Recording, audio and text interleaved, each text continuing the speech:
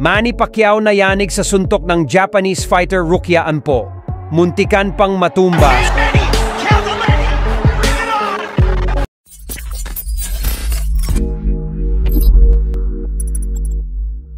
Naganap na nga ang bakbakan ng former A2 Division World Champion Manny Pacquiao at Japanese kickboxer na si Rukia Anpo. Bugbugan ang dalawang fighters sa kanilang 3 rounds exhibition bout. Nagtapos ang kanilang laban sa draw dahil walang hurado at ang tanging pag-asa lang nilang manalo ay kung makakuha sila ng knockout o stoppage. At dahil umabot sila sa sukdulang 3 rounds, kaya naman walang idineklarang panalo sa laban na ito. Sa kanilang laban, kapansin-pansin na nakuha ni Anpo ang unang 2 rounds gawa ng napakalinis ng mga naipatama nitong mga suntok sa ating pambansang kamao. Natamaan niya kagad si Manny Pacquiao early, and that set the phase. Makikita na maganda mga reaction time ni Anpo at yung mga counter niya.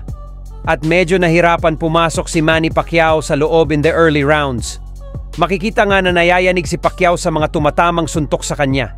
Habang si Pacquiao naman ay nakuha ang 3rd round nang dahil dito na po siya nagpaulan ng sunod-sunod na kombinasyon. Pero medyo nakakatakot ito para sa kanya kasi he's receiving punch and he's also giving punch. The thing is, solid yung tama niya kay Anpo ng left hook. Pero syempre, mas bata, mas tinatanggap lang yung suntok. And it didn't matter para dito kay Anpo. Actually, there were times dun sa laban na medyo na out of balance pa nga si Manny Pacquiao.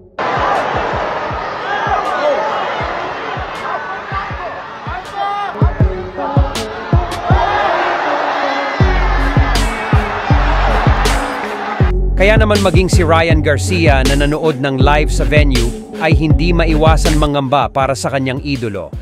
Samantala, nakuha ni Filipino southpaw boxer Pedro Tadura ng IBF minimum weight belt matapos na patumbahin sa ika-9 na round si Jinjiro Shigioka ng Japan. Umani ng paghanga sa 27 anyos na Pinoy boxer mula sa nanood sa Shiga Daihatsu Arena sa Otsu City.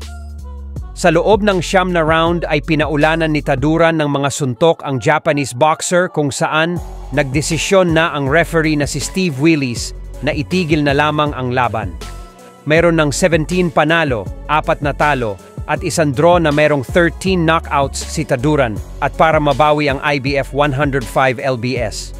Crown na kaniyang nahawakan mula 2019 hanggang 2021. Habang natanggap naman ng Japanese fighter kanyang kauna-unahang pagkatalo.